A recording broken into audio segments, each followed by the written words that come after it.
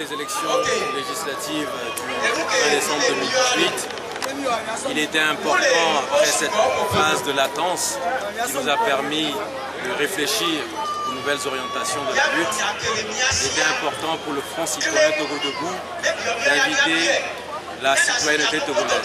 Je veux parler des autres organisations de la société civile, je veux parler des partis politiques, je veux parler des citoyens, je veux parler de tous les Togolais.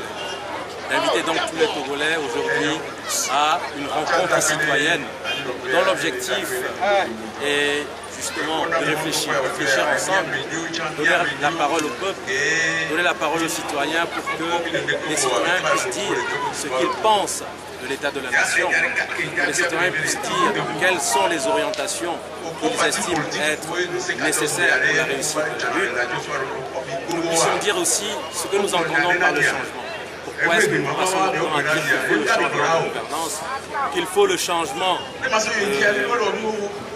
de paradigme dans ce pays où nous connaissons la corruption, une justice instrumentalisée, une forte répression de la judiciaire, une santé qui est malade, l'éducation qui est à terre, etc.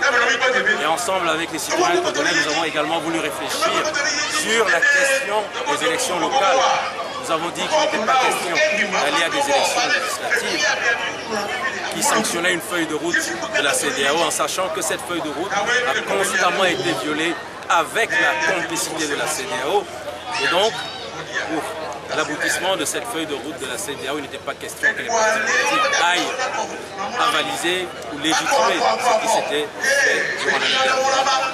Mais pour les élections locales, le Front citoyen Togo Debout estime que la population togolaise, avec les partis politiques et les citoyens qui sont engagés, tous ceux-là ont la possibilité d'aller à des élections locales, de gagner de grandes villes et ainsi de baliser le chemin vers les élections présidentielles de 2020. Voilà donc l'objet de notre rencontre aujourd'hui avec la population togolaise.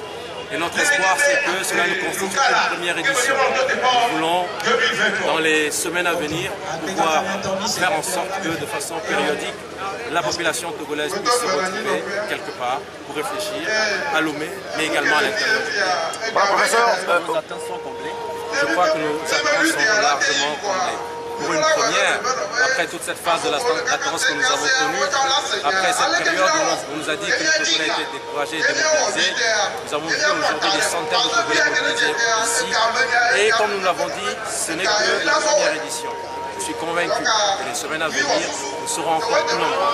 Et cette grande foule va démontrer encore à la face de la nation, à la face du monde entier, que notre détermination, elle est inchangée. Nous sommes toujours sur le chemin de la lutte, de l'alternance.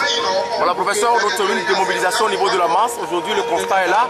Quelle marge de manœuvre vous avez aujourd'hui pour mobiliser encore les Togolais? Quelle marge de manœuvre vous avez encore pour mobiliser les Togolais aujourd'hui? Je crois que la première des choses, c'est cette détermination que chaque citoyen togolais a en lui.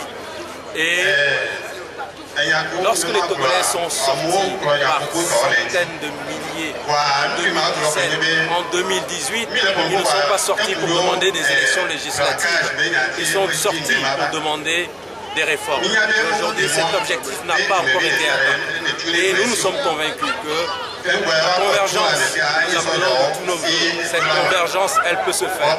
Elle peut se faire entre organisations de la société civile, elle peut se faire avec les partis politiques, elle doit se faire avec la diaspora, elle doit se faire avec tous les citoyens de tous bords. Et cet ensemble va redonner espoir à la population togolaise, faire comprendre à la population togolaise que la force est de notre côté.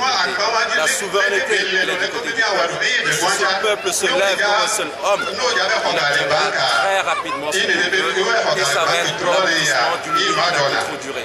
Quelle est la part de parti politique? Oui, vous savez, le peuple togolais, c'est un ensemble, c'est un tout. Il est constitué de civils, mais il est aussi constitué de militaires, il est constitué de gendarmes, il est constitué de civils. Et lorsque nous avons évoqué la question du changement, nous l'avons dit, les difficultés dans le secteur de la santé, dans le secteur de l'éducation, ça ne concerne pas que les civils, ça concerne et les civils et les militaires. Les militaires ont des familles et ces familles des militaires également souffrent. Et donc, cette souffrance nous interpelle tous, civils comme militaires. Nous avons le même pays, nous avons le seul pays qui est notre trésor inestimable. Et c'est ensemble, main dans la main, que nous parviendrons à obtenir le changement.